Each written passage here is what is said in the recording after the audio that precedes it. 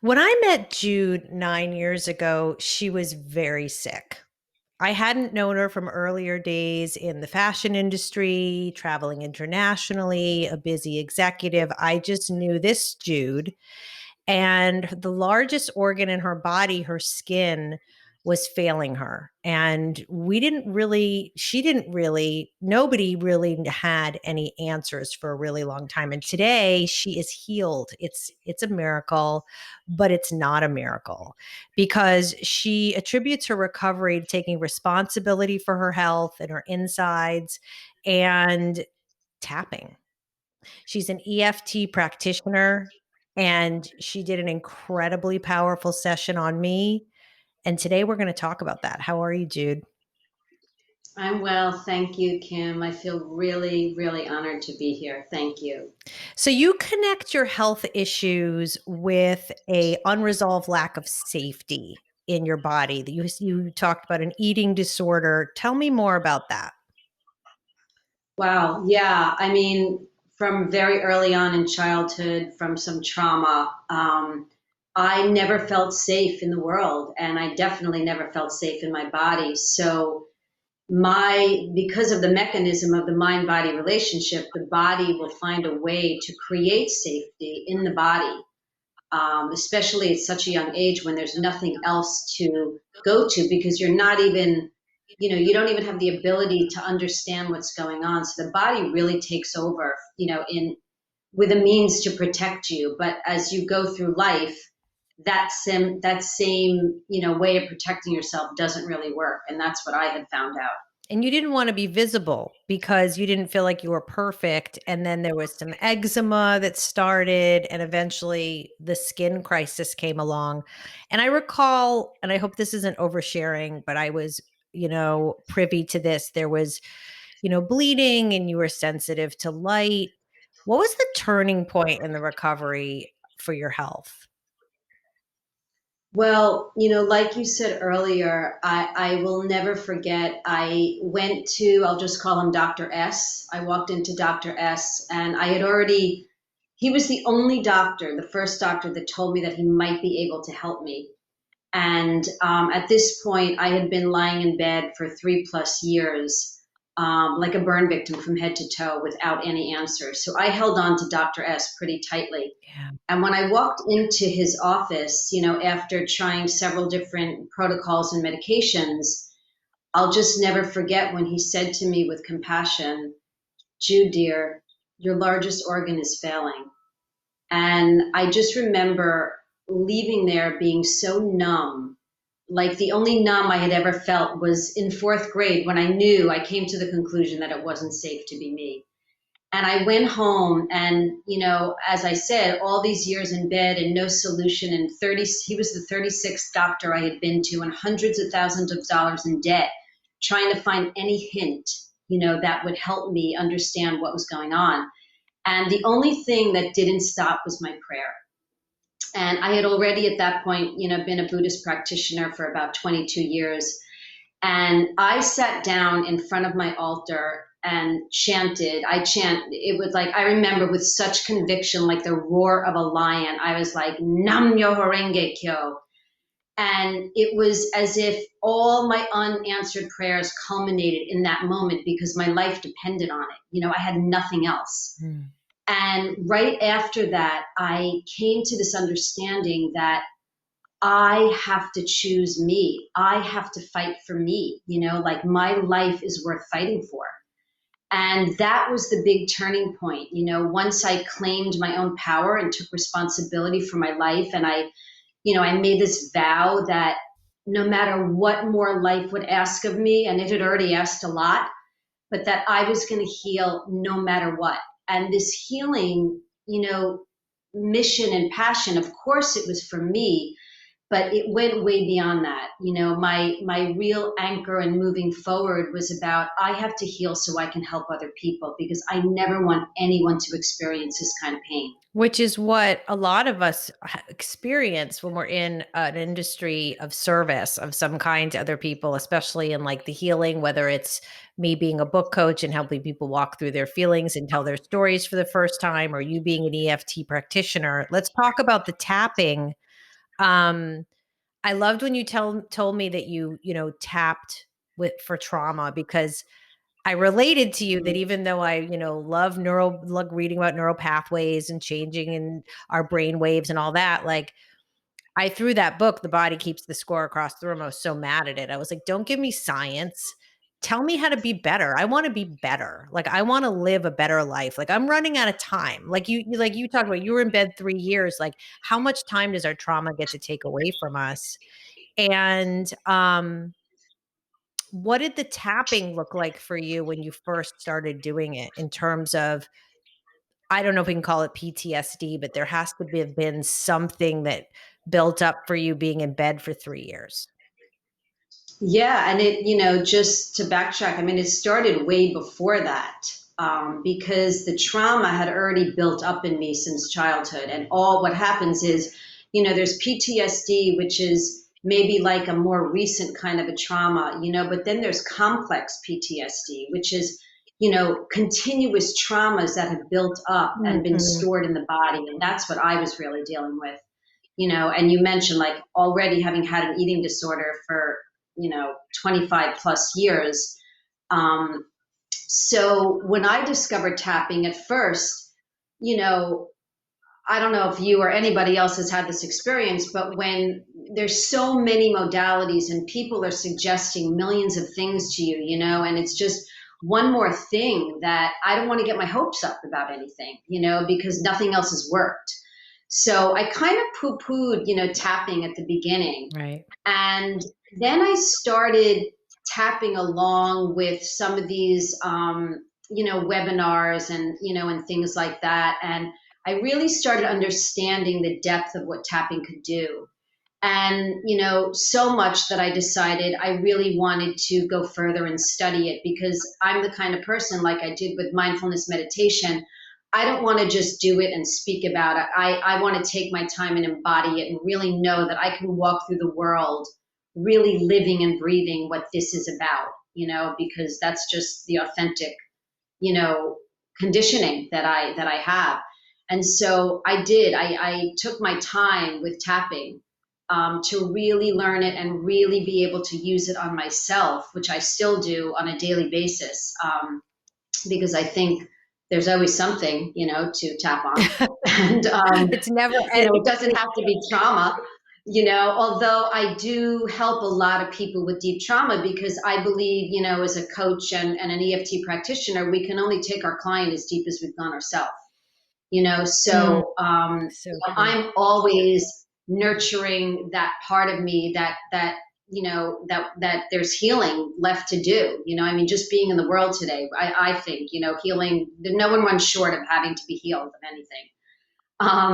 So yeah, I just started to really, really unravel all the connections between the skin and the body and really tapping. It's not about getting rid of whatever the condition is.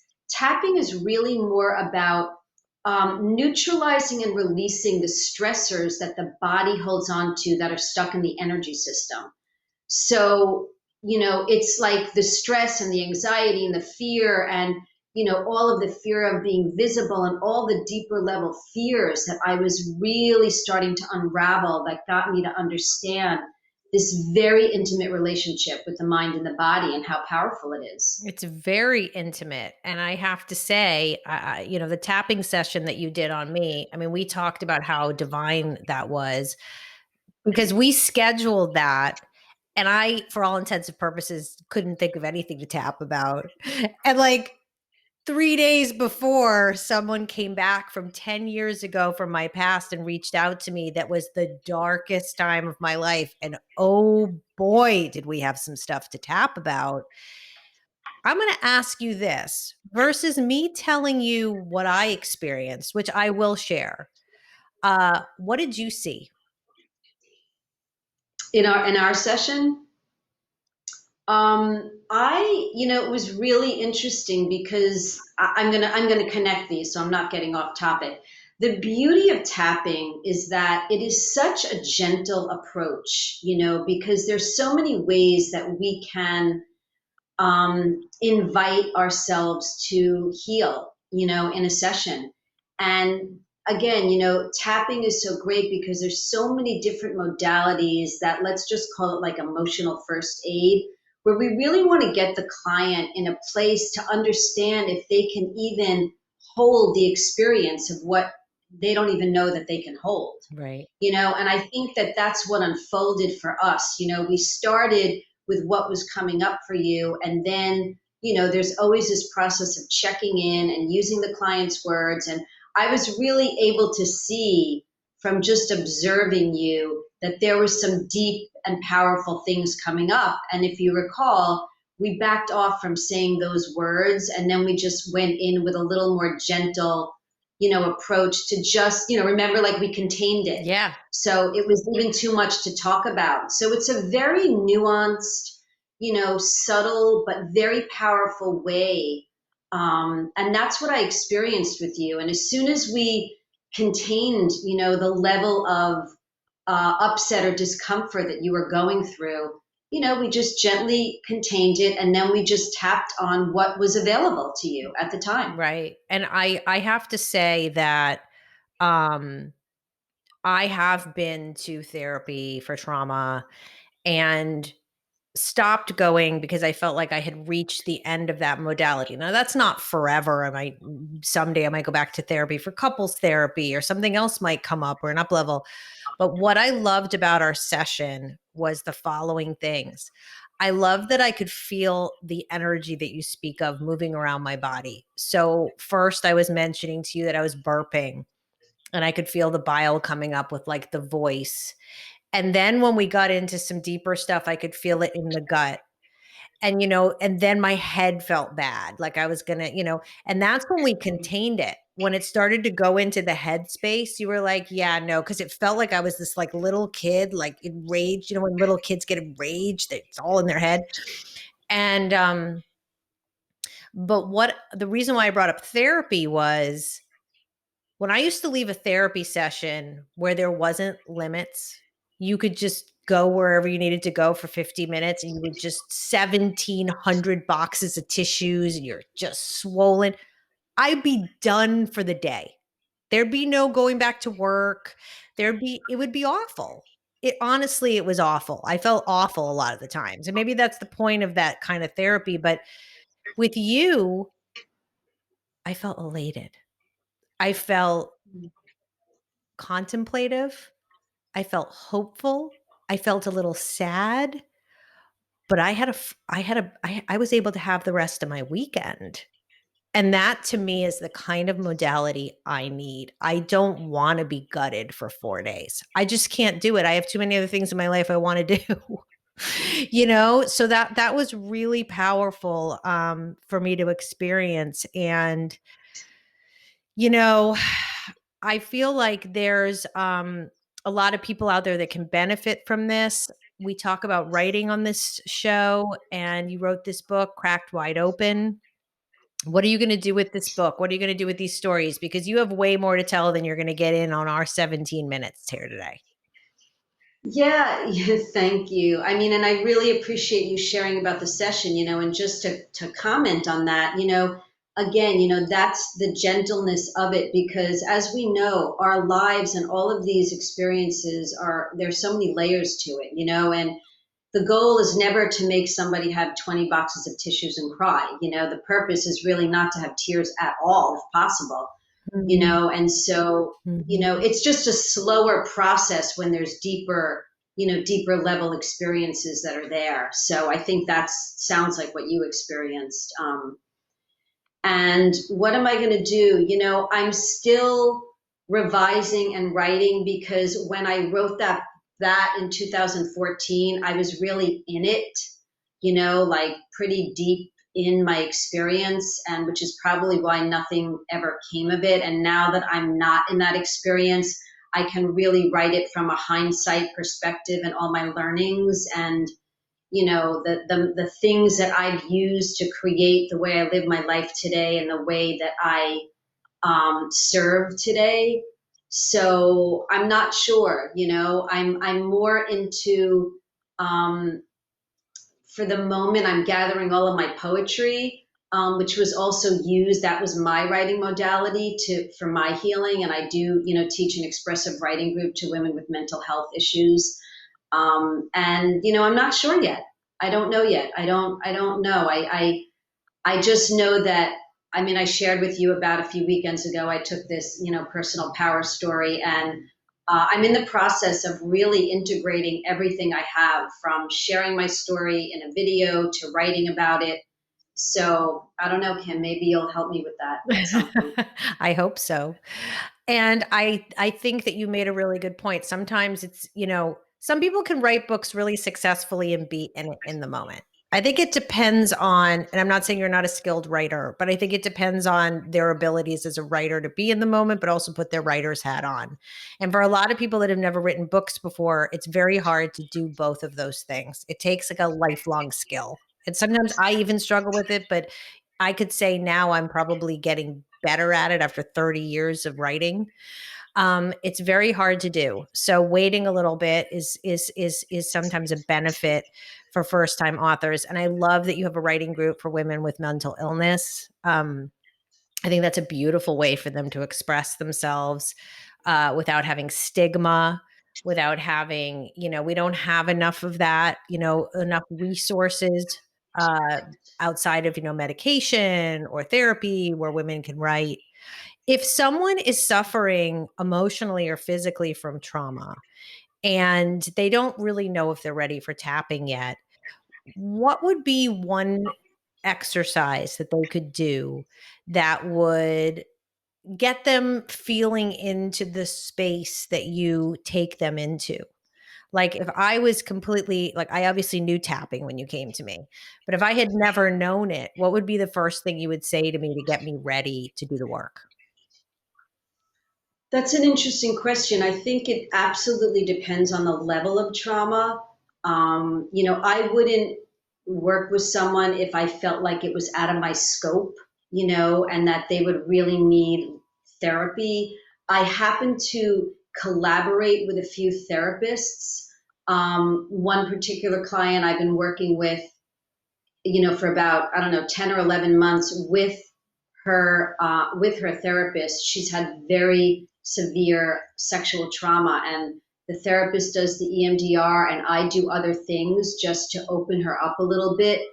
And I also do writing with her. Like, that's another thing. I love sometimes to have a client write before if they're not in touch with their feelings. And sometimes writing is an opportunity to open them up, and then we tap on what comes forward. But it really, for me, it's about creating a discovery session with someone and really seeing where they're at.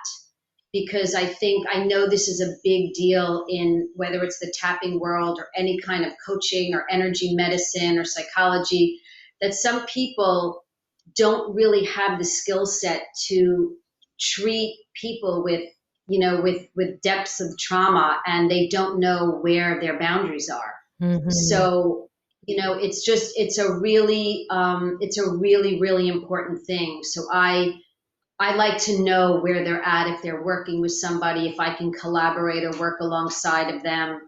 That would really be what I would do. Wonderful. Well, for anybody who's listening or anybody that's watching on YouTube, this is Jude is someone that you can look to know that there are miracles, there is hope, even when you feel like you're at the end of the line and you can't go any farther. There is more in store for you. I know it's hard to hear when you're in it, but there could be a reason for your journey. And she is definitely living proof of that. It's been such a beautiful experience to have you here today, Jude. Thank you so much. Thank you, Kim. Can I just share one thing on what you just said? Sure. It's really about, for me in hindsight, and I know it's really hard when people are in it, but you just shared, it's when we look back and we string all the pieces of our journey together. For me, I feel like, as really challenging and as much suffering as there was, it's really been a blessing, because it's created me to be able to be where I am today. And I think that's the hope that I like to give to people. Thank you.